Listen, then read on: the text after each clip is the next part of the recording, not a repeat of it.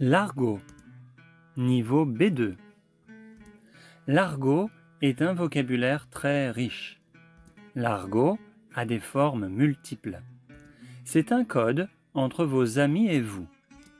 On n'utilise pas n'importe quel code avec n'importe qui.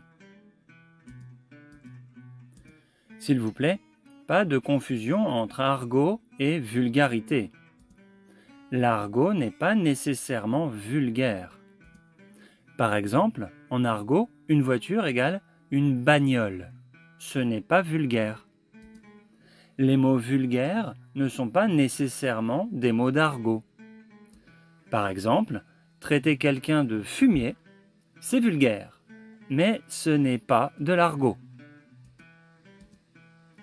D'abord, l'argot, c'est géographique. Ça dépend de votre région. Par exemple, dans le sud de la France, on dit de quelqu'un qui a la peau poisseuse de sueur qu'il est pégueux. Ensuite, l'argot, c'est générationnel. Ça dépend de votre âge. Par exemple, être à la bourre signifiait, chez les plus âgés, être pressé, mais maintenant, cela signifie être en retard. Enfin, l'argot, c'est professionnel. Par exemple, en France, les bouchers utilisent traditionnellement un argot qu'ils nomment louchébem pour discuter de la viande et des prix sans qu'on les comprenne. C'est un jeu de transformation de mots. Boucher devient louchébem. En lousdé signifie en douce, sans qu'on le remarque.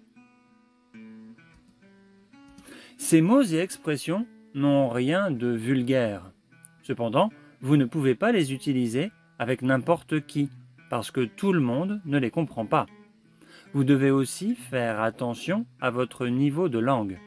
Ce n'est pas très cohérent de faire devant le directeur de votre entreprise une belle phrase bien structurée et tout à coup d'utiliser un mot d'argot. Attendez de bien connaître une personne avant de tester sur elle les mots d'argot que vous connaissez. Il existe aussi des familles entières de mots d'argot, comme le verlan. C'est le sujet d'un autre épisode. C'est tout pour cette fois. Likez, commentez, partagez. Merci encore, à la prochaine.